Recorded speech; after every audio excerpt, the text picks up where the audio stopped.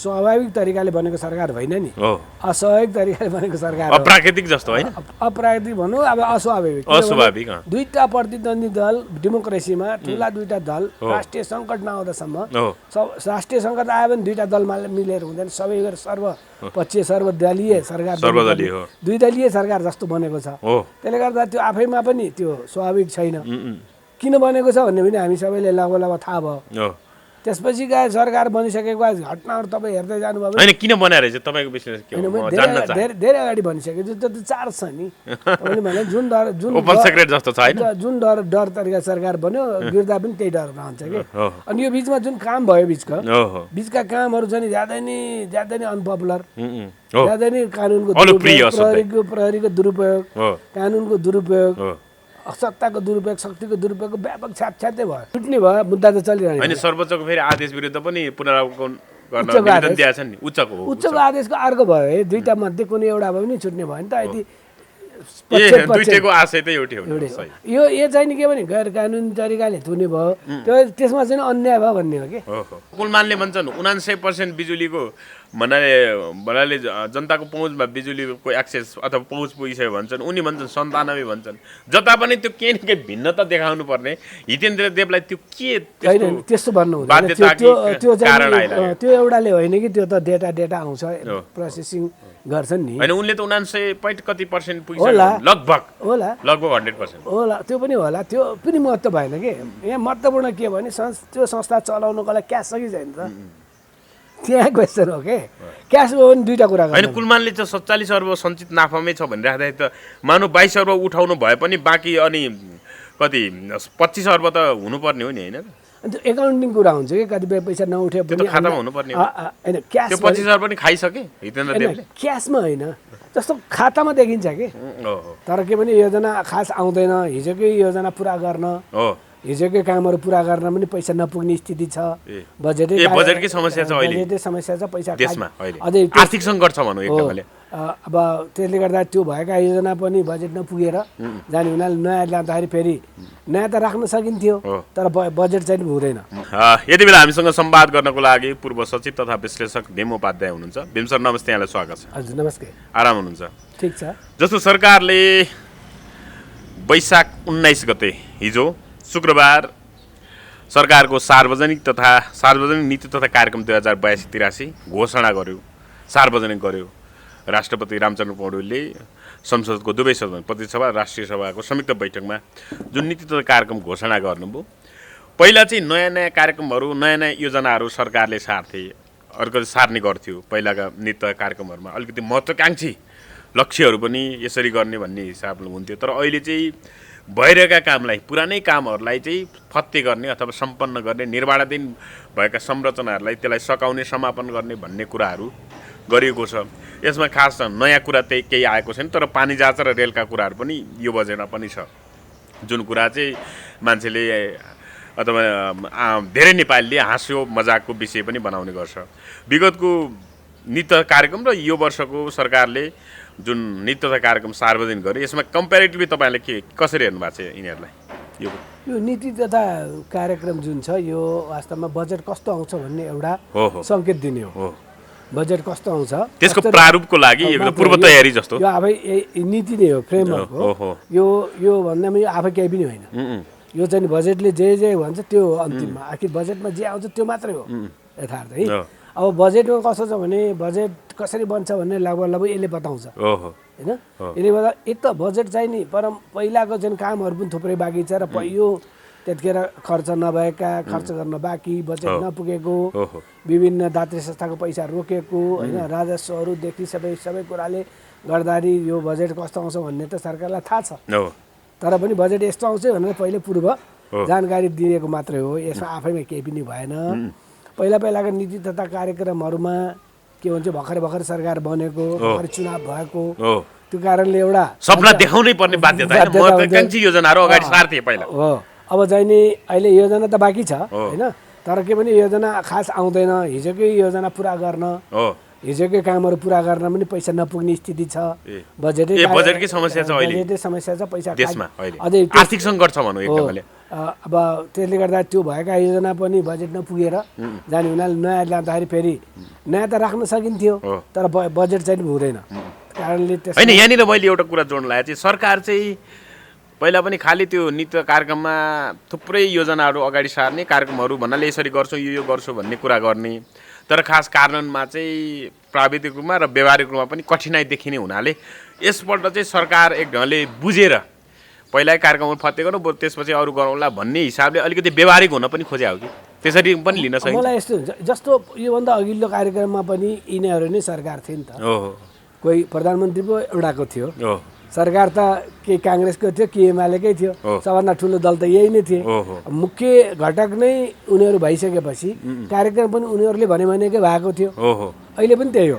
अहिले दुईटा मुख्य ठुला दुईटा दल भएको हुनाले हिजो जुन जुन यिनीहरूले हालेका छन् नि त्यसलाई काट्न सक्ने कुनै कुरा भएन। अर्कै दलको भएको भए अर्कै दलले सरकार चलाएको भए अहिले तपाईँले परिवर्तन देख्नुहुन्थ्यो। परिवर्तन के भने दलका मान्छेहरू नै परिवर्तन भएको छैन, नीति परिवर्तन भएको छैन। त्यस कारण यो यस्तै आएको हामीले चाहिँ नयाँ सरकार नयाँ चुनाव भएर आएको जस्तो कल्पना गऱ्यौँ कि त्यो चाहिँ नि होइन। त्यसले गर्दा यस्तै हुने हो। यो हिजोको जुन होइन, अर्को कुरा नयाँ सपना देखाउँदा कार्यान्वयन गर्न जटिल हुन्छ भनेर पुरानै संरचनालाई चाहिँ पहिला सकाउँ भन्ने पनि त्यो निष्कर्षमा पुगे पनि हो कि? मलाई के लाग्दैन भने नयाँ सपना देखाउनै पर्यो नि। हिजोकै यिनीहरूले नयाँ देखाएकै हो कि यो अहिले पुरा नभएको नयाँ सपना हो। हिजो यिनीहरूले जुन बजेटमा हाले अहिले निर्माणाधीन संरचना नै हिजोको सपना हो, यिनीहरूकै सपना हो। यिनीहरूले त्यो पुरा गर्न त सपना सकेछन्, नयाँ थप्ने त प्रश्न नयाँ फेरि कुनै मान्छेले हिजो अर्कै दलको अहिले अर्कै दलको सरकार अर्कै चुनाव भएर आएको भए तपाईँले भने जस्तो हिजोको योजना म काट्छु मेरो अनुसारको नयाँ नीति गर्छ जस्तो अमेरिकामा ट्रम्प आएपछि बाइडेनको कति कुरा काटिदिए त्यो नौलो त्यस्तो कुरा हुन्छ।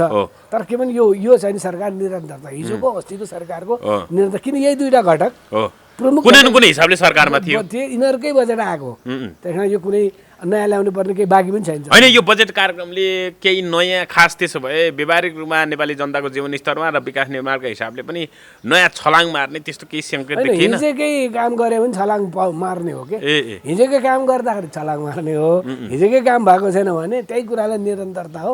र यो नीति कार्यक्रम राष्ट्रपतिको मुखबाट बोलाउने जुन परम्परा छ त्यो परम्परामा एउटा कायम राखेको। यसमा यसले आफै केही गर्दैन, बजेटमा हेर्नु होला। बजेट योभन्दा पनि तपाईँको अहिले त जसले प्रशंसा गरे होला आलोचना गर्ने पर्ने कुरा त केही छैन किनभने यसले आगामी दिशा दिने भन्ने हो। बजेटमा जसरी आउला हिजो नै जुन आइसकेको छ हिजै नै बजेट भनेर त के भने हिजैकै नीति तथा कार्यक्रम अनुसारको बनेको हो नि त होइन।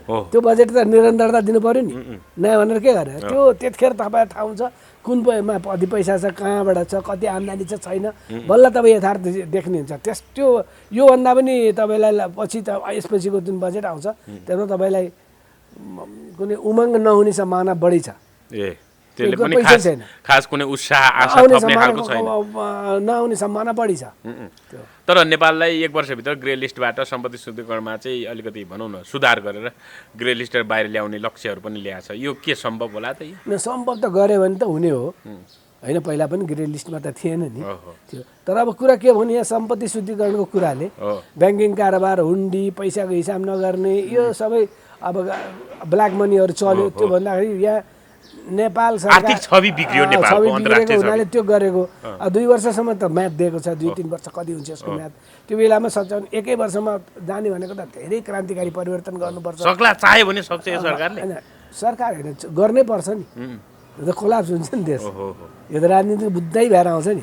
त्यसमा त्यही यसलाई ग्रे लिस्टबाट ल्याउँछु भन्ने भने कम्पिटिसन गर्नु पऱ्यो कि ग्रे लिस्टबाट उन्मुक्ति दिलाउँछ न त ब्ल्याकमा जान्छ नि। त्यहाँदेखि त गर्नै पर्छ, गर्न सम्भव भएन सकेन भने यो सरकारले गर्ला त यस्तै चालामालाले। हेर्नुहोस् त गभर्नर नियुक्ति हुन सकेन, एक महिना हुन लाग्यो। अब 20 गतेदेखि खाली भएको, आज तपाईँसँग 19 आज 20 गते 1 महिना भइसकेको छ ठ्याक्कै तपाईँसँग संवाद गरेको। अब नेपाल राष्ट्रिय गभर्नर चैत्र 20 गतेबाट खाली छ, रिक्त छ। आज तपाईँसँग कुरा त ठ्याक्कै 1 महिना पुगेछ। काङ्ग्रेस एमालेको यता एकदमै पुरै रस्साकसी चलिरहेको छ। कङ्ग्रेस गुणाकर भट्टलाई जो कार्यकारी निर्देशक अहिले राजीनामा दिनुभयो नेपाल राष्ट्र ब्याङ्कको, गुणाकर भट्टलाई बनाउन चाहन्छ। अब एमाले निलम ढुङ्गाना जो अहिले डेपुटी गभर्नर हुनुहुन्छ उहाँले फेरि राजीनामा स्वीकृत गर्नु भएको छैन गुणाकर भट्टको अहिलेसम्म। फेरि उहाँलाई चाहिँ बनाउने भन्ने हल्ला चल्न साथ सर्वोच्चमा उहाँको भन्नाले उहाँ विरुद्ध गुणाकर भट्ट विरुद्ध रिट पनि पर्यो, उहाँलाई बनाउनु हुँदैन किनभने कार्यकारी निर्देशकै भएको अथवा नेपाल राष्ट्र ब्याङ्कको पदमै रहेको मान्छेले राजीनामा अथवा भनौँ न त्यो भएको मान्छेले चाहिँ गभर्नर पद दिन मिल्दैन भन्ने हिसाबको त्यो दलिलहरू कारणहरू पनि पेश गरिएको छ त्यहाँ।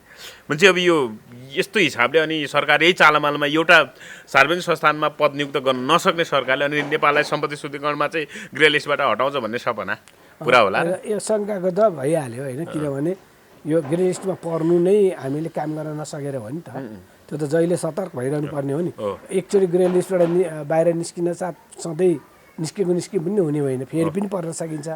केही देशहरू योभन्दा यही ग्रे लिस्ट हाम्रो पर्यो, केही चाहिँ बाहिर निस्क्यो भने त्यसको असर चाहिँ के हुन्छ सर? भन्नाले नेपालमा लगानी नै नभित्रिने लगानीमा हुन्छ, यहाँ कारोबार गर्ने, यहाँको ब्याङ्किङ प्रणालीहरूसित बाहिरको ब्याङ्किङ प्रणाली विश्वास नगर्ने, किन यो त एक किसिमको भ्रष्टाचार भयो नि, पैसा नै ब्ल्याक मनीबाट काम गर्छ भन्ने सङ्केत जान्छ कि। अझै ग्रे लिस्ट भनेको शङ्काको घेरामा भने हो नि, खराबै भने त होइन, ब्ल्याक भयो त खराबै भयो, ब्ल्याक त खराबै भयो है। अब तपाईँले जुन भन्नु नि सम्भव हुन्छ कि हुँदैन, गर्छ कि गर्दैन भन्ने जुन गुणाखरको कुरा गर्नुभयो, मलाई लाग्छ त्यो सर्वोच्चमा त्यसलाई रोकेको छैन। किनभने यो अब यो त अनुमानित भयो नि, उहाँलाई सिफारिस गर्छ कि गर्दैन कुरा त थाहा छैन, त्यही कारण त्यो भएको। तर एउटा चेक के भयो भने मुद्दा त्यहाँ परिरहेछ भने भोलि केही भयो भने मुद्दा चाहिँ जान्छ है, त्यही कन्डिसनमा जान्छ भने एक। दोस्रो कुरा के भने सर्च कमिटीले सिफारिस कमिटी नै बनाएको छैन अहिले, भर्खरै आयो फेरि होइन। सिफारिस कमिटीले कसलाई सिफारिस गर्छ भन्ने थाहा नभइकन दलका दुईवटा नेताले फलानुहोला भने त सिफारिस कमिटीको के काम हो? होइन, शेरबहादुर देउवाले त मैले सुन्दै थिएँ सञ्चार माध्यममा कहिले हुन्छ भनेर उसलाई थर्काउनु हो भन्ने कुरा आयो। होइन, गुणाकर भट्टलाई कहिले नियुक्त गर्ने हो, किन आनकानी गर्यो, किन उदासीन देखियो, किन पछाडि हटेको भनेर केपी ओलीलाई शेरबहादुर देउवाले थर्काउनु हो भन्ने कुरा। उनीहरूको कुरा जे होसुकै होस्, हामी बाहिरबाट हेर्दा के भने तपाईँले सिफारिस समितिले सिफारिस गर्छ कि गर्दैन, कसलाई गर्छ थाहा नभइकन फलानुला गर्ने भए किन चाहिएको सिफारिस समिति भने? होइन, एकजना त राजीनामा दिनु हो पहिले। सिफारिस समिति किन चाहिएको? सिफारिस समिति कसलाई देखाउनु चाहिएको? त्यही त पहिले त दुईटा टाउको नेताले गर्ने हो भने समितिको के हो? सिधै गरे भइहाल्यो क्याबिनेटले, सिधै गरे भइहाल्यो क्याबिनेटले। होइन, यही कारणले सरकार ढल्न सक्छसम्म भन्ने आकलन भइसकेको छ। यही कारणले ढल्न सक्छ सरकार, एउटा पदका कारण। मलाई एउटा कुरा के छ भने केही न केही रूपमा दबाब त सिर्जना छ, तर सरकार जुन बन्यो नि ढल्ने कुरा छोडिदिनु, जुन सरकार बन्यो र यसलाई टिकाउनु पर्ने त्यो अझै खतरनाक छ कि। सरकार बन्ने पनि भएकै खतरनाक अवस्थाबाट जोगिनेर बनेको, सरकार लड्यो भने पनि खतरनाक अवस्थामा प्रवेश गर्ने हो। यो गुणाखर के भन्ने कुरा त खालि तपाईँ बाहिर हामी चर्चा मात्रै हो। होइन, तर काङ्ग्रेस एमालेको सम्बन्ध चाहिँ अहिले गठबन्धन रहेका दुई दलहरूको सम्बन्ध चाहिँ निकै खटपट आएको जस्तो, यही नियुक्तिको गभर्नर नियुक्तिको कुराहरू लिएर अरू कुराहरू नै छ। कुलमानका विषयमा अब होइन, बर्खास्तीको विषयमा पनि काङ्ग्रेसले असहमति जनाएको भन्ने कुराहरू पनि छ।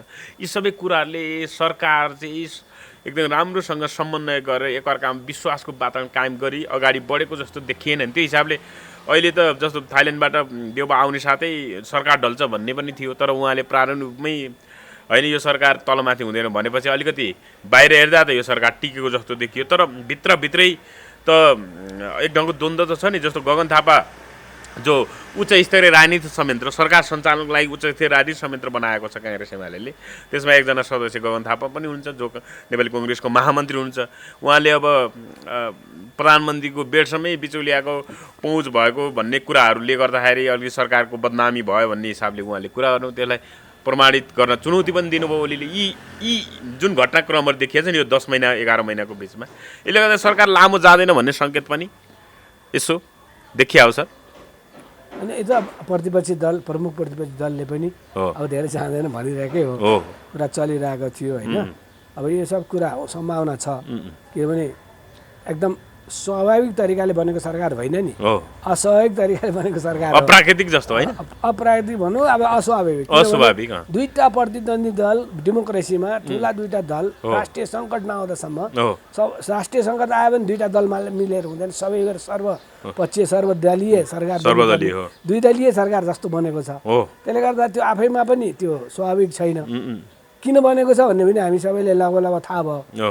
त्यसपछि गए सरकार बनिसकेको बाद घटनाहरू तपाईँ हेर्दै जानुभयो भने होइन किन बनाएर चाहिँ तपाईँको विश्लेषण के हो होइन, म मैले जान्न धेरै अगाडि भनिसकेँ त्यो त चार्ज छ नि तपाईँले भने जुन ओपन सेक्रेट जस्तो छ होइन जुन डर तरिका सरकार बन्यो गिर्दा पनि त्यही डर रहन्छ कि हो अनि यो बिचमा जुन काम भयो हो बिचका कामहरू चाहिँ ज्यादै नै अनपपुलर हो ज्यादै नै कानुनको अनुप्रिय दुरुपयोग प्रहरीको दुरुपयोग हो कानुनको दुरुपयोग हो सत्ताको दुरुपयोग शक्तिको दुरुपयोगको व्यापक छ्यापछ्यातै भयो रवि लामिछानेको विषयमा आफ्नो मान्छेहरूलाई चाहिँ नि छोड्ने अर्का मान्छेलाई थुन्ने हो त्यो सबै जुन भएको हुनाले त्यो त राजनीतिक माहौल त ठिक छैन हो। दुइटाले मिल्नु र नमिल्नु प्राविधिक मात्रै भयो हो। कि आत्मा मिला छैन हो आत्म मिलाएन यिनीहरूको होइन आत्मा हेर्दा मिला छैन र अर्को कुरा के बुझ्नुहोस् भने नेपालमा सरकार भनेको 9 महिना हो के बढीमा। है त्यो बच्चा पाउनु पनि 9 महिना हो नि त्यस्तै त्यस्तै खालको 9-10 महिना अझै यो पाक्यो भयो सक्यो यसको मिति पुग्यो भने जस्तो भने जस्तो यो 9 महिना काट्यो 9 महिना त काट्यो यसले त्यसकारण त्यो 14 महिना 15 महिना होइन किन छैन भने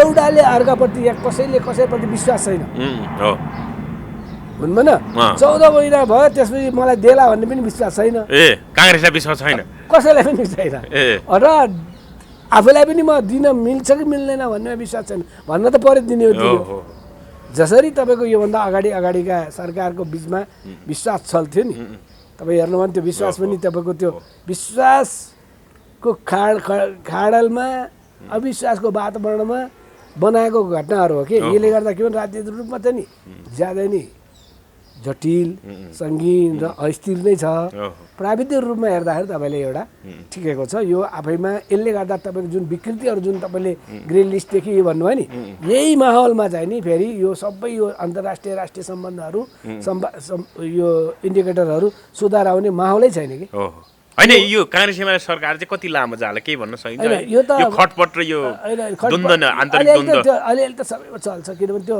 आखिर जे भए पनि दल त दुईटा हो नि एउटै दल भए त एकीकरण गर्दै भइहाल्यो नि त्यहाँ पनि विभिन्न गुटहरू छ दलभित्र पनि गुट छ अर्को दल पनि गुट छ अर्को कुरा माओवादीप्रति रिस अझै मर्या छैन होला यिनीहरूको होला होइन किनभने माओवादीले फाइदा हुन्छ त्यो सरकार ढल्यो भने त होइन खास फाइदा मलाई लाग्दैन किन सरकार त यिनीहरूमध्ये एउटाको बन्ने हो हो ढल्यो भने तैपनि त यो सरकार ढल्यो भने फेरि काङ्ग्रेस एमालेकै गठबन्धन त हुँदैन कि काङ्ग्रेस माओवादी कि एमाले माओवादी हुन्छ त्यो पनि हुनसक्छ अथवा चाहिँ नि सल्लाहले छोडौँ ल फेरि बिचमा पछि गरौँ भन्नु पनि सक्छ त्यो फेरि तपाईँले जब आफूलाई एकदम थ्रेट हुन्छ नि त्यतिखेर फेरि सम्झौताको नयाँ नयाँ रूपहरू पनि निस्किन सक्छ ल छोडिदिउँ त अब उहाँलाई दिउँ किन सबभन्दा ठुलो दल हो नि त सबभन्दा ठुलो दलले सरकार चलाउनु पर्ने हो नि पहिला पनि त्यस्तो ठुलो दलले चलायो जहिले पनि आज जाला कि 6 चोटि 1.5 वर्षमा 4-5 चोटि विश्वास मत लिनु पर्यो त्यही नै आफै अस्थिर थियो अन्तिममा गएर छोड्नै पर्यो अब अहिले पनि तपाईँको ठुलो दलले त लिएको छैन सेकेन्ड ठुलो दलले लिएको छ भने त्यहाँ त त्यसले चाहिँ धेरै अगाडि लाने त होइन त्यही पनि अब दुईटाको बिचमा सहमति भएर चलाउँ भने प्राविधिक रूपमा चल्न सक्ने छ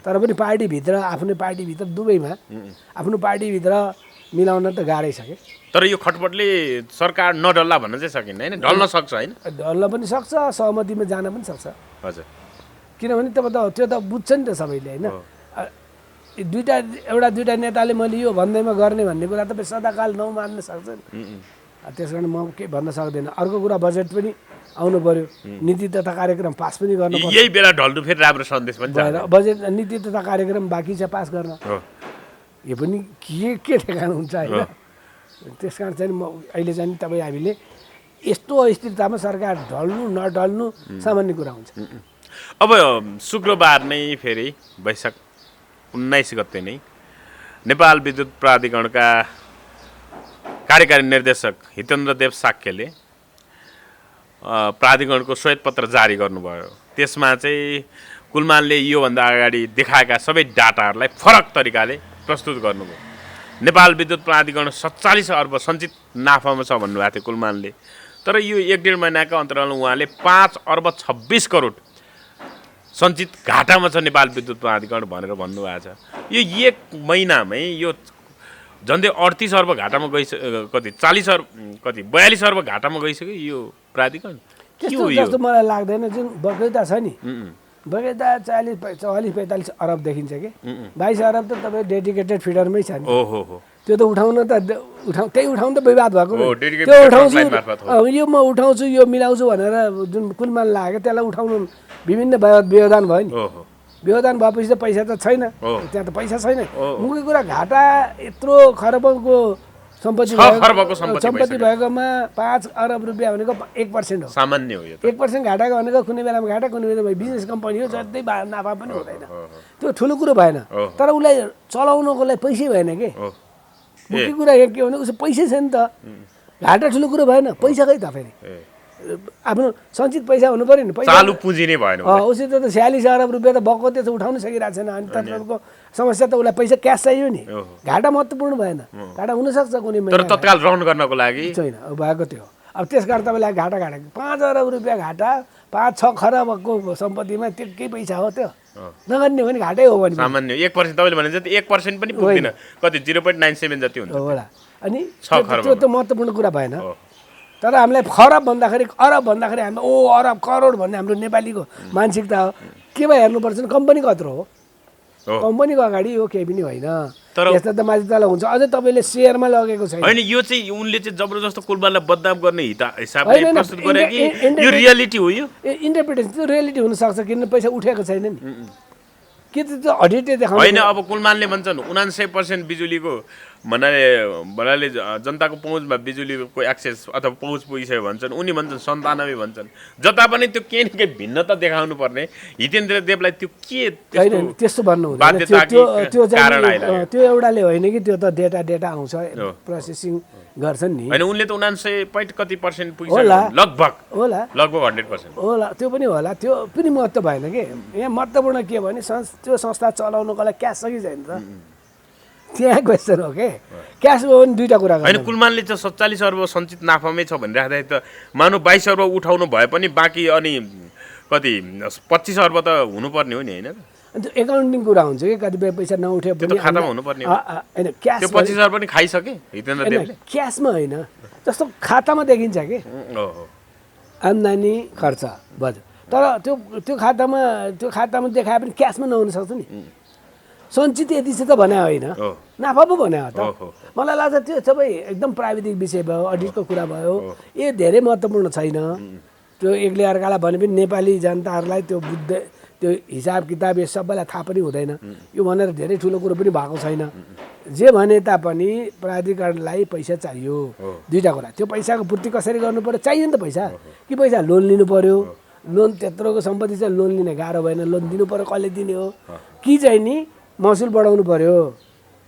महसुल त होइन, महसुल बढाउने कुरा गरिरहेको छ सरकारले पनि अहिले। अनि बढाउनु पर्यो नि त पैसा त। अब पूर्ति त गर्नु एकचोटि घाटा पर्यो भन्दैमा सरकारको संस्था हो। अनि एकचोटि घाटा पर्यो भन्दैमा बर्बाद भयो भन्ने होइन नि, सरकारी संस्था हो नि त। त्यो त तपाईँले पहिला हेर्नु न अरबौँ खरब आयल निगमको घाटा पर्थ्यो। एउटा मेकानिजम ल्याएर एउटा हरेक 15 दिनमा रिभ्यू गर्नुपर्ने कस्ट बेसमा कति कस्ट लाग्छ त्यसमा जोडेर गर्ने हुनाले घाटा अहिले छैन, नाफै छ। यसमा पनि हुनसक्छ। यहाँनिर अब तपाईँ चाहिँ जस्तो कुलमान घिसिङ प्राधिकरणमा रहँदासम्म चाहिँ बिजुली नगएको, तर अहिले दिनकै 3-4 चोटि जान्छ, 6-7 जान्छ भनेर पनि नागरिकको गुनासो छ। तपाईँ पनि एउटा नागरिकको हिसाबले साँच्चै फरक पर्यो हो कुलमान रहँदा र अहिले हितेन्द्र पाउँदाखेरि? अब त्यो इमेज पनि छ कि होइन। होइन अहिले तपाईँ आफैले फिल गर्नु भएको छैन सर? होइन त्यस्तो अलिकति बढी नै गा होइन पहिला भन्दा। अब यहाँ ललितपुरमा त त्यति धेरै लाग्दैन, कहिलेकाहीँ 6-7 घन्टा पनि गर्छ। तर के थाहा हुन्छ भने त्यहाँ मर्मत बनाउँदैछ। त्यो कुनै अरू कारणले बिजुली नभएर होइन कि वायरिङ गरेछ जोड्दैछ त्यो भन्ने त्यो आइरहेको थियो। तर विभिन्न ठाउँमा अकस्मात म सीताबालो भन्छु 3-4 चोटि जान्छ दिनमा गइरहेको छ। त्यो कारण चाहिँ नि लोड सेडिङ नियमित जस्तो भइरहेको छ। लोड सेडिङ भन्ने एउटा पालिका नै सार्वजनिक गर्नुपर्ने हो कि जस्तो हो कि होइन। जस्तो लगातार 3-4 घन्टा जान्छ भने त्यसलाई चाहिँ तपाईँले पैसा पावर भएन भन्ने बुझ्नुपर्छ। झ्यापझ्याप जाने आउने छ भने आधा घन्टा गयो फेरि आयो फेरि भने त्यो चाहिँ नि फेरि अर्को कारणले प्राविधिक कारणले हुन्छ। हुन त अहिले हावाहुरीको कारण मौसमको समय पनि छ, बिजुली पनि इन्डियाबाट पनि दिइरहेको थियो नि, फेरि दिन्छु भन्यो होइन। आखिर हाम्रो यहाँ आन्तरिक खपतको लागि हाम्रो आन्तरिक उत्पादनले 24 घन्टा बिजुली पुग्ने त होइन। केही बिजुली त उत्पादन हुन्छ होइन, तर त्यो 24 घन्टालाई पुग्ने नभएर त्यो बेला आफूलाई नपुगेको बेलामा भारतबाट आउँछ, हामीलाई बढी भएको बेलामा भारत निर्यात हुने व्यवस्था पनि गरिरहेको हो नि त। त्यसले गर्दा एकदम प्राविधिक भएको हुनाले यसले हामी जस्तो बाहिर बसेर त्यो भित्रको गहिराइमा नहेरेर यसको बारेमा व्याख्या गरिरहन चाहिँ नि उचित हुन्न कि। त्यो एकदम प्राविधिक कुरा हो। त्यो कुरा त्यहीँ गएर हेरेपछि उहाँलाई सोधेपछि होइन, उहाँको महत्त्व के अरे प्रवक्ताहरूसित कुरा सोधेपछि बल्ल यसले भन्न सकिन्छ कि यो कुरा के हो त। जस्तो क्वेसन तपाईँले मलाई गरेर ठ्याक्कै क्वेसन भयो भने त उहाँहरूको उत्तर कति बनावटी छ कति रियल हो होइन भन्ने तर शुक्रबार पनि प्राधिकरणमा अब अरू अधिकारीहरूले भन्दाखेरि कुलमान हुँदा पनि यसरी बिजुली जान्थ्यो भनेर के डाटा चाहिँ देखाइरहेको थियो उनीहरूले एक ढङ्गले भित्रको कर्मचारी त्यो स्मार्ट मिटर मार्फत यस्तो यस्तो भन्दै थियो होला भन्न पनि चाहिँ होला त्यो तर आफ्नो योभन्दा पनि मुख्य के हेर्नु पर्यो भने बिजुली जति उत्पादन छ त्यही नै छ हो जति आयात छ त्यही छ होइन तर होइन नि सर अर्को कुरा त चुहावट राम्रोसँग नियन्त्रण गर्न सकिएन भने त फेरि लाइन त जान सक्छ नि जस्तो कुलमान रहँदाखेरि प्राय चोरीका विद्युतहरू धेरैले प्रयोग गर्थे तर त्यसलाई पूर्णतया उनले झन्डै झन्डै 13%मा झारे कति 28 कति थियो चुहावट देशभर झन्डै 13%मा झार्दाखेरि अहिले झन्डै 6-7% आयो भनेर पनि पछिल्लो आँकडाहरू मैले सुनेको थिएँ कहीँ कतै भने त्यो चुहावट चोरीको विद्युत अनाधिकृत प्रयोग गर्न बन्द गरेपछि त सबै अब भनौँ न एउटा प्रणालीमा आइसके पछाडि त त्यसले गर्दा पनि त त्यो कति लोडसेडिङ हुने नहुने त्यसले पनि त निर्धारण गर्ला नि त होइन मलाई लाग्छ कि त्यो कसरी हेर्नुपर्छ भने त्यो सिद्धान्त हो तर व्यवहारमा के हेर्नु भने हिजो चाहिँ नि यही वर्ष यही कुरा हिजो कति आम्दानी हुन्थ्यो योभन्दा अगाडिको 1 महिनाको लिउँ न कति आम्दानी हुन्थ्यो अहिले कति आम्दानी भएको छ हो त्यसबाट ठ्याक्कै थाहा भइहाल्छ आम्दानी नहेरिकन खर्च अथवा पैसा पुगेन भन्नु भएन टोटल जोड्दाखेरि तपाईँले भने जस्तो होला तर तब के हेर्नु पर्यो भने आम्दानी बढेको छैन भने आम्दानी घट्न थालेको छ भने पावर त्यही हो होइन घट्न थालेको छ भने मिटरिङ कम भयो तपाईँले चोरी भयो भन्ने पर्ने कुरा हुन्छ त्यो चाहिँ नि त्यसरी नै हेर्नुपर्ने हुन्छ अहिले चाहिँ ठ्याक्कै यो भन्न तर बढ्न त सबै रूपमा बढ्नु पर्यो किन बढ्नु पर्यो भने 1 महिनाभित्रमा त हजारौँले कम्तीमा पनि मिटर थपिरहेका हुन सक्छन् किनभने यो घर त यो देशमा त बनिरहेको छ नि 1 महिनाभित्र कसैले मिटर जोड्दैन जोड्छन् नि कम्ती नि 100-200 घर त जोडिएला एक महिना घर बनिरहेकै छ मिटर जोड्दैमा तपाईँको आम्दानी बढ्ने होइन बिजुली मिटर जोडेपछि लाइन त उनले खपत कति गर्ने भन्ने हो कि घरायसी धेरै खपतले आम्दानी भएको होइन के विद्युत प्राधिकरण उद्योगबाटै हुन्छ उद्योगबाटै हो हैन घरायसी त खासै खर्च हुँदैन हामी पनि 200-300 1000 2000 तपाईँको हाम्रो गोर्खामा हामीले 220 कि कति तिर्नु पर्दो रहेछ त्यसले त खासै हुँदैन 50 वाट भन्दा त्यसमा त्यहाँ चाहिँ त त्यो त फेरि त्यसमा सब्सिडाइज युनिट भन्दा तल त्यसमा कम छ त्यसमा फेरि कम छ नि त महसुल त्यस कारण त्यो महसुल कम भएको हुनाले अहिले महसुल भएको धेरै खपत हुने त्यस्ताहरूले अनि बढ आम्दानी हुने हो अरू विभिन्न योजनाहरू बन्दैछ त्यो पनि थपिँदैछ बिजुली थपिने एउटा कुरा भयो खपत दोस्रो कुरा भयो बिजुली आफूलाई चाहिएको बेलामा उपलब्ध छ कि छैन तेस्रो कुरा भयो बिजुली त छन् त छ होइन अब 24 घन्टा बिजुली छैन त्यो त अब जम्मा गरेर राख्न मिल्ने हामी त कतिपय खोलाबाट आएको छ अब रिजर्भरमा राखे आएको मात्रै बिजुली त्यो चाहिँ तपाईँको 24 घन्टा आउने हो छोडे होइन भने अरू बेलामा त बिजुली त माथल उत्पादन हुन्छ नि अनि लोड छ दिउँसो लोड कम हुन्छ बिजुली कम खपत हुन्छ खेर जान्छ राति चाहिँ लोड बढी हुन्छ लोड बढी हुँदा बिजुली बढी खपत हुन्छ त राति बढी खपत हुने बेलामा तपाईँको बिजुली उपलब्ध छ कि छैन त त्यसरी हेरिन्छ कि हेर्दाखेरि अनि यो एकदमै प्राविधिक भएको भने सामान्य मान्छेले बाहिरबाट हेर्दा धेरै जजमेन्ट गरेर त्यो हुँदैन तर अहिले जस्तो एमसीसी को परियोजना पनि रोकियो जस्तो मुजफ्फर ढल्केवरको यो ट्रान्समिसन लाइन बन्ने के भयो भने 1000 युनिट थपिन्थ्यो 1000 मेगावाट विद्युत थपिन्थ्यो भन्ने कुराहरूले गर्दाखेरि त्यसपछि चाहिँ सहजै निर्यात गर्न सकिन्छ भन्ने कुराहरू आइरहेको अहिले पछि कुरा भयो अहिले त भर्खरै सुरुवात भएको छ होइन ठेका लाग्छ अहिले होइन त्यो त अहिले तर एमसीसी रोकिदा चाहिँ घाटै हुने भयो नेपाललाई विद्युतको ट्रान्समिसन लाइन बनाउन यो त विद्युत प्रसारण नेपालको आन्तरिक बजेटले पनि बनाउनु पर्ने भएको त हैन केही छैन नेपाली आन्तरिक बजेटबाटै बनिरहेको अहिले 55 अर्ब भन्ने ठुलो कुरो त होइन हैन अब 18-20 अरब त नेपालले खर्च गरिसक्यो हो खाली ठेकेदारलाई पेमेन्ट गर्न त सुरु नै भएको छैन कि खास अहिले त ठेक्कापट्टा नेपालले बनाउँछ एमसीसी परियोजनाका जुन कामहरू कार्यहरू अगाडि सारेको योजनाहरू ट्रान्समिसन लाइन यो लाइन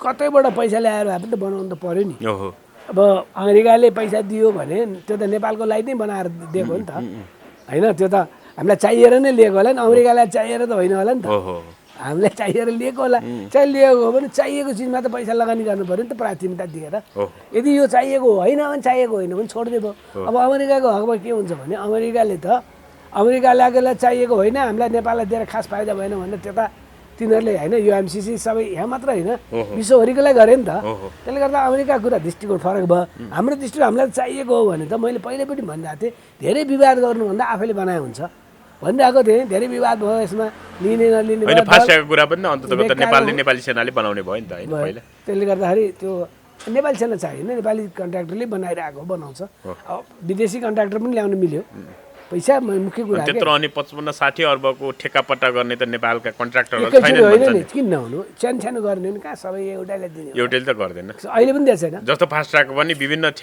ठेकदारहरूले प्रोजेक्ट पो एउटा हो त हो। त्यो त विभिन्न प्रोजेक्टको त्यो खण्ड खण्डमा त्यो सबै त्यस्तै हो कि हजुर अब यो शिक्षक आन्दोलन 29 दिन पछाडि 9 बुधे सहमति हो क्यारे होइन टुङ्गियो विद्यालय शिक्षा ऐन झोलामै बोकेर घर जान्छु भनेका शिक्षकहरू 29 दिनपछि फतक्क गलेर सरकारसँग उधारो सम्झौता गर्न बाध्य भयो यसलाई कसरी हेर्नु तपाईँ होइन सम्झौता नगरिसकेकै छैन थिएन होइन यो निरन्तर रूपमा अगाडि जाने पनि भएन तर एउटा दबावमा सरकारलाई अब दबावमा राख्नलाई 29 दिन भयो र सम्झौता बरु सम्झौता नगरेर घर जाउँ हामीले गर्ने गरिहाल्छौँ भनिरहेको त थियो त सरकारले सम्झौता गर्ने पक्षमा त थिएन 29 दिनमा त केही सम्झौता त भएको छ एक दोस्रो ऐन त ल्याउँछु असार 13 गते भनेका छन् त्यो त तोकेकै छ तिनटै के अरे प्रमुख सचेतकहरूले त्यहाँ भनेका छन् हस्ताक्षर गरिसकेका छन् क्याबिनेटले निर्णय गरेको छ त्यसलाई यो केही भएन त मेरो भन्नाले शिक्षकहरूलाई लाभदायी नै हुने हिसाबले सम्झौता चाहिँ भयो केही चाहिँ नि भएको छ केही भएन भन्ने त होइन केही भएन तर के भने यहाँ अझै पनि त्यो दुईटा शिक्षक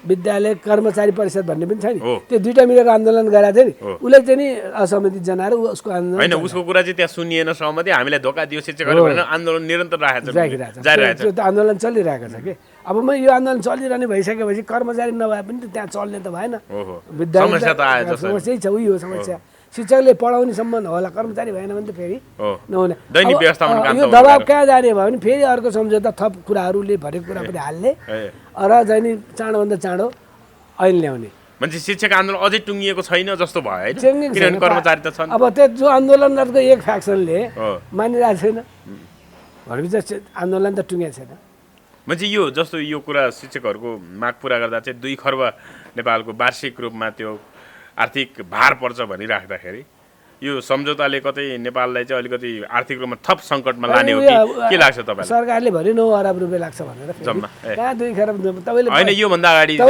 तपाईँहरूले पनि मलाई सुनाउँदै खरब सर हावा कुरा हो यो कति हिसाब निकाले होइन केही अनलाइनहरूमा मिडियाहरूमा आएको थियो 2 खर्बको कुरा 20 अर्बको कुरा आएको थियो अनि 4 अर्बको कुरा आएको थियो उसलाई चाहिँ नि अब शिक्षकहरूलाई आन्दोलनलाई अलिकति कमजोर बनाउन हेप्नलाई आएको कुराहरू चाहिँ खेल हो यो ट्रायल भन्छ नि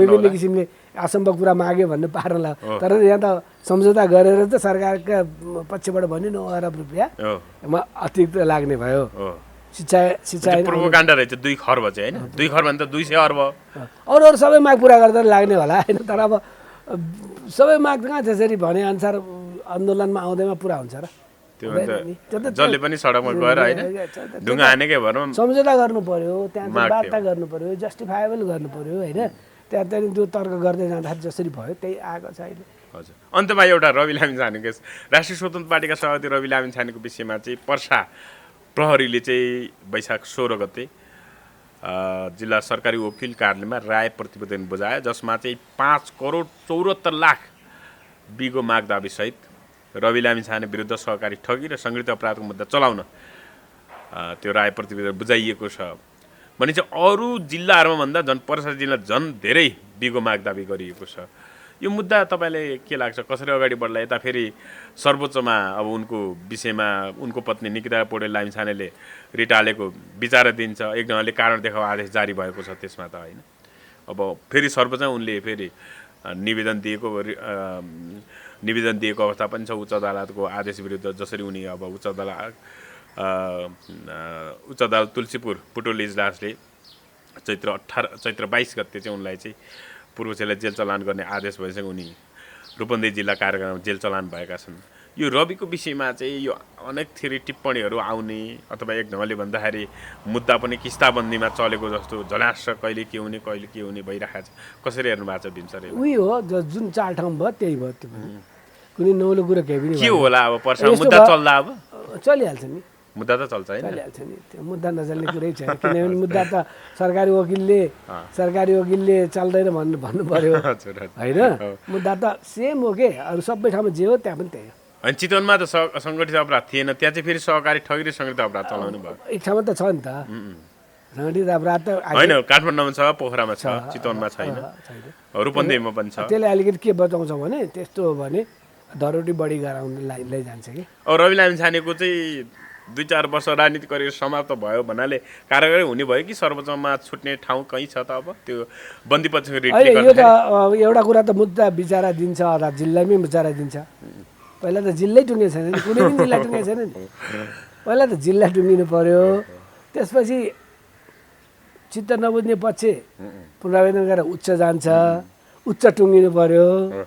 उच्च होइन, यो बन्दीपछि रिटको मैले जान्न खोजेको चाहिँ यो किन लामो भइरहेछ? झन्डै यो पनि 2 हप्ता बढी बितिसकेको छ बन्दीपछि रिट हालेको पनि। अनि कारण देखाउ आदेश जारी गर्ने, अनि कारण देखाउ कसले पेस गर्ने, कति बेला पेस गर्ने, त्यो अहिलेसम्म त्यो भन्नाले त्यति चर्चाको विषय बनाएको छैन।